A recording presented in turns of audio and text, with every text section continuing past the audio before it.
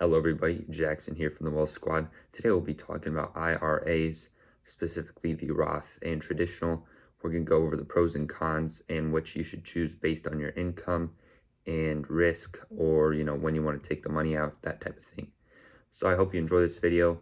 Let's get into it. So first off, the Roth IRA is a special retirement account where you pay taxes on money going into the account, and then all future withdrawals are tax-free. Right, so you're gonna get taxed. Let's say you put in $1,000. You put in $1,000, you're gonna get taxed on that $1,000 before it even gets invested.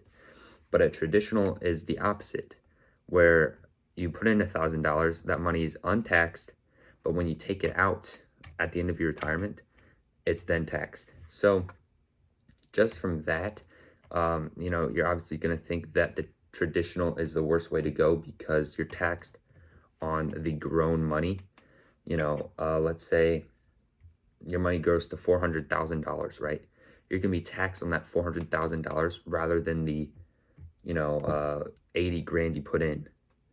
But there are some other differences to look at just besides those two facts. The difference is when you pay the taxes and what money you pay it on, the grown after invested money, or just the deposited, not even invested money. So some important things to know about IRAs. They're an account. IRA stands for Individual Retirement Account. It's not an investment, it's an investment account. So what you have to do is put your money in an IRA, and within that IRA, you have to invest that money. When you put some money in IRA, it is not automatically invested. That's what many people have done, and a couple years down the road, they check their IRA and it's not grown just because they haven't invested in anything. They think it's an investment by itself. It's not, it's the account. That's like opening a brokerage, Robinhood, putting $500 a week in, and then you find out after a year, the money's sitting in cash in your account. It's not actually invested. And then you also have to invest it in something, and that something could go up or down. The IRA does not mean you're going to make money.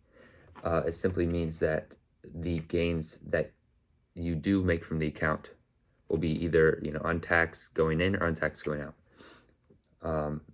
Now, it might not even grow, right? What you invest in matters. S&P 500 index fund or something like that will always work. You can open an account when you're 18, and the max you could contribute each year is $6,000. Now, that is $7,000 if you're over 50. And you could start taking money out of your IRA after, the age of retirement, which is 59 and a half. Before that, and you'll be charged a 10% fee on every dollar invested. Every dollar you take out. So it is best to wait, of course, until you are 59 and a half to take any money out of your IRA. Now, where to get an IRA? Most legitimate brokerages, they support IRAs. I would recommend, if you have your stock brokerage account with TD Ameritrade, open an IRA with TD Ameritrade. It'll just make it easier. You won't have to go through a setup process, creating an account. It'll make it much easier on you. If you link your IRA with an account you already have, right? So these brokerages support IRAs: TD Ameritrade, Vanguard, Fidelity, Charles Schwab, E-Trade, Interactive Brokers. Those are like the more professional ones, but Webull and M1 Finance are like more trending towards, millennials or people just using their phone, even though all of them are legit and they work. But Robinhood, on the other hand, does not support IRAs. So pros and cons for a Roth IRA: tax-free withdrawals. So at the end of retirement, you can take out that money tax-free. No mandatory withdrawals. You don't have to take anything out if you don't want to. And no maximum age for contributions. The cons are the contributions are taxed. Of course, when you put the money in, it is taxed. And sometimes you may not even be eligible for a Roth IRA based on your income. So if you make too much, then you're going to have to go with a traditional anyways. Traditional IRA pros and cons include: the pros, tax-deferred growth. Anyone can contribute, and less eligibility contributions. The cons are taxable distributions. Your dividends will be taxed, and limited investments. Sometimes you can invest in houses or businesses with a Roth. With traditional, it's usually just stocks or funds like that. Now, what's best for you? Well, that's not a straight answer. Like, I can't. It's based on perspective, basically.